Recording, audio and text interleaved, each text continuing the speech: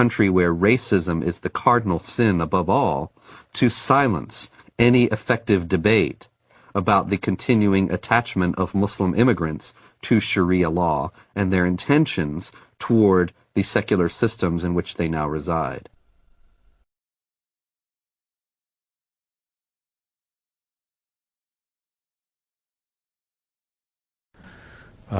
Is that this is not a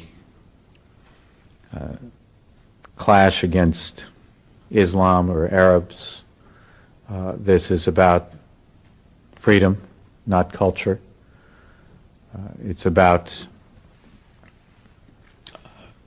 working with Islamic governments who want to move forward into the modern world, working with Islamic governments who see their face as the face of peace, and working against the violence and the terror and the people that would seek to hold back the world and would seek to disrupt peace and freedom for others.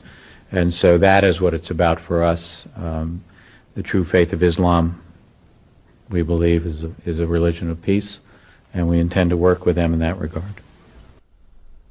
The true faith of Islam, we believe, is a religion of peace.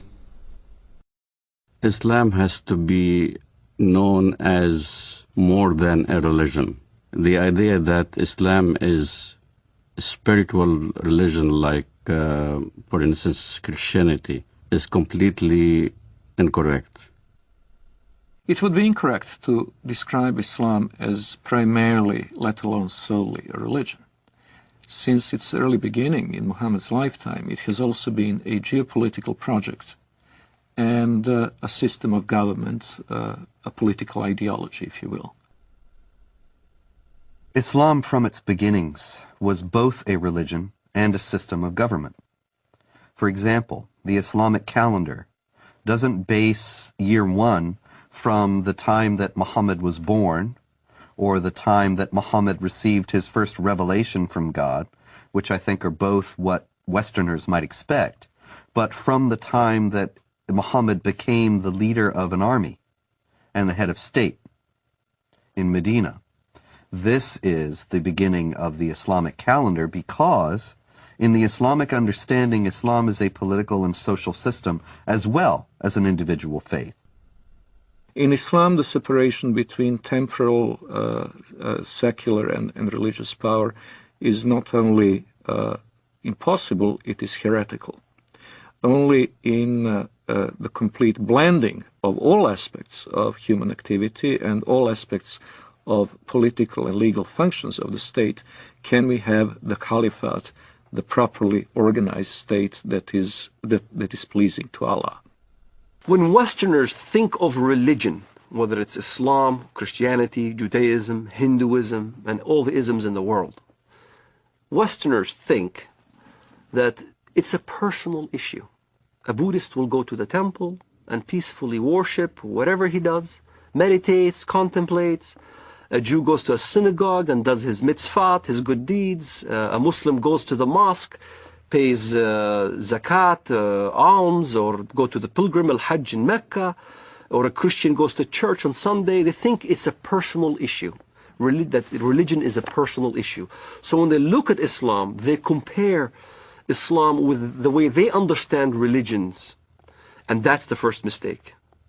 Islam is not a religion for personal use.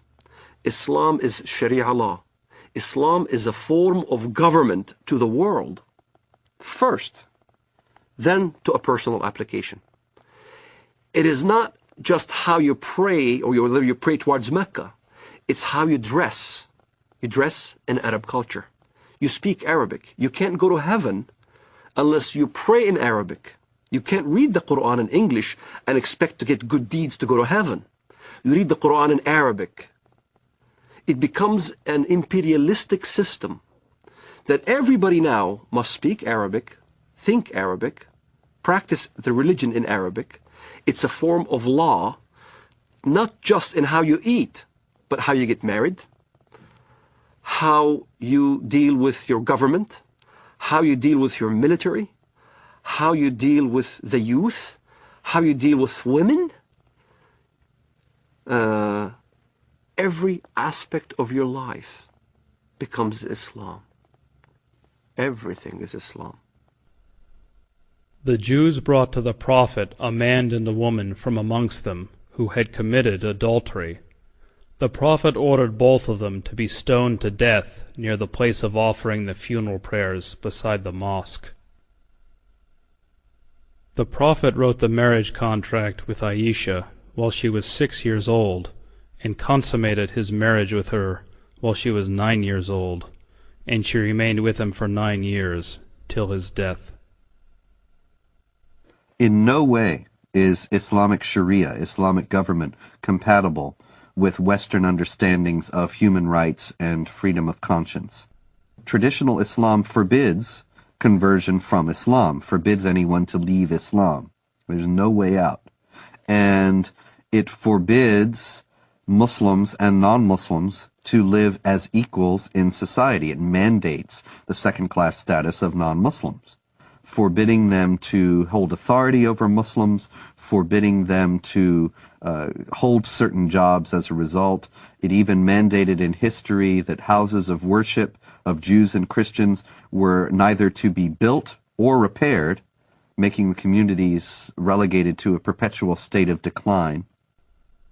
O you who believe, take not the Jews and the Christians as awliya, friends, protectors, helpers. They are but awliya to one another. And if any amongst you takes them as awliya, then surely he is one of them. It is not possible for a non-Muslim living in a Muslim society to invoke his civil rights and human rights that would be independent or separate from the Sharia concept. He is expected to submit to Sharia willingly, and if he accepts his dimitude, the position of a dhimmi, he will be a protected person. A protected person is someone who is in fact a willing subordinate to the Muslim overlords. We saluted the Prophet as he stood praying, and he came out to us, and we told him that we had killed God's enemy. He spat upon our comrades' wounds, and both he and we returned to our families. Our attack upon God's enemy cast terror among the Jews, and there was no Jew in Medina who did not fear for his life.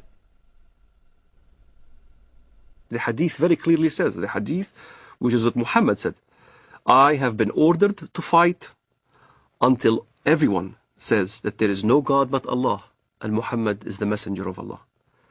So this is how Islam spread to North Africa. This is how Islam spread all the way to Indonesia.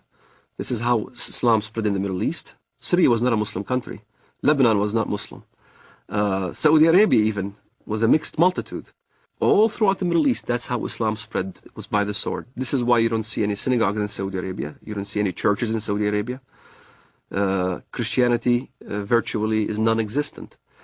Even in my village in Bethlehem, Muslims are taken over. There's only 20% left of the Christian population. In Lebanon, Christian Lebanese are moving by the droves. Hezbollah there is very active. Lebanon used to be a Christian nation. Now, all of a sudden, it's being Islamized. So, Islam is moving.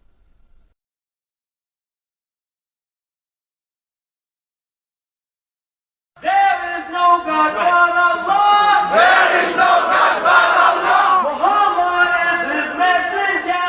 Muhammad is his messenger. La ilaha illallah. La ilaha illallah. Jihad fi sabilillah. Jihad fi sabilillah.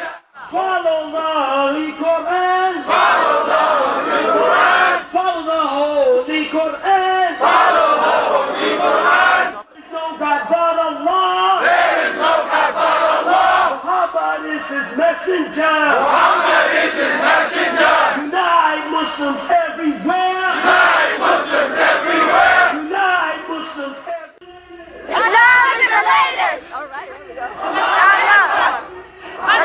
Akbar.